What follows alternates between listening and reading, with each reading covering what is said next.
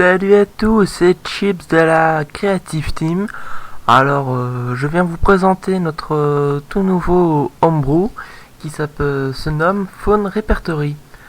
Alors, l'homebrew est une première jusque maintenant, c'est qu'il réunit plusieurs membres de la team, déjà pour une première chose, et qu'ensuite, tout simplement, c'est un répertoire téléphonique basé sur une base de données que j'ai réalisé et codé, et donc il y a pour but de vous faire des fiches de contact, de pouvoir directement voir des numéros de téléphone, les adresses et les emails de vos contacts préférés.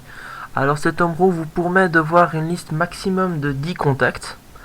Je vais vous montrer ça tout de suite d'ailleurs, voilà. Comme vous pouvez le voir, on a la possibilité de sélectionner les contacts. Alors bien sûr, vous en avez que 10 de disponibles. La base de données à modifier se nomme info.txt, c'est dans le répertoire de l'homebrew. Vous verrez, c'est assez simple d'utilisation. Lorsque vous cliquez sur un des noms des contacts, vous allez voir que vous pourrez avoir une fiche détaillée de celui-ci. Donc avec son nom, prénom, son adresse d'habitation, son numéro de téléphone et bien évidemment son adresse email. Alors, petit côté fun aussi de cet homebrew, c'est que vous avez possibilité de voir une image personnelle de votre contact. Donc pour ça, il vous suffit de lire le descriptif que j'aurais posté dans le topic. Et vous pourrez voir ainsi que vous pourrez carrément personnaliser vos fiches de contact en mettant une photo marrante de votre contact. Alors, donc ça c'est quand vous avez envie d'avoir une fiche descriptive et complète de votre contact. Sinon, vous pouvez bien évidemment avoir directement accès sur les points les plus importants, comme les numéros de téléphone. Donc, je vais vous montrer cela. Voilà. Vous pouvez donc voir directement les numéros de téléphone de vos contacts, ce qui est quand même bien plus intéressant que de devoir passer par la liste complète. Petit plus aussi, c'est que vous avez la possibilité de voir où en est la batterie de votre PSP, si elle est chargée au maximum ou non. Bon, évidemment c'est un petit plus, mais c'est quand même assez intéressant quand on utilise un homebrew, c'est de savoir où on en est avec notre batterie.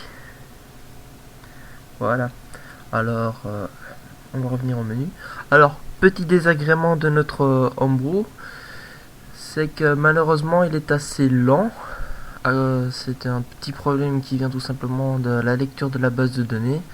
Mais sinon, à part ça, il n'y a pas vraiment de problème connu. Hop, je vais vous montrer les adresses. Comme vous pouvez voir ici, tous les noms sont repris avec les adresses des personnes. Bon, évidemment, ce sont des noms fictifs et des adresses fictives. Vous pouvez tout modifier dans la base de données, bien évidemment. Hop, on va revenir un peu en arrière. Alors ouais, ne faites pas attention, il ne revient pas non pas à la liste des contacts à chaque fois, mais bien sur le menu, mais c'est parce que moi, je clique trop vite. Et que le problème, c'est que Remote Enjoy est un peu lent chez moi. Mais sinon, il n'y a aucun souci de ce côté-là.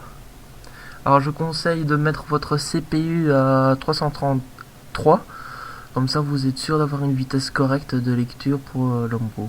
Voilà, donc ici vous pouvez voir donc tous les contacts. Ainsi que leurs adresses email. Alors cet homebrew est réalisé déjà par les membres de la Creative Team, et plus précisément Chips, moi-même, Raven, Vermine35 et Sébastien59. Voilà. Vous pouvez voir ici les crédits.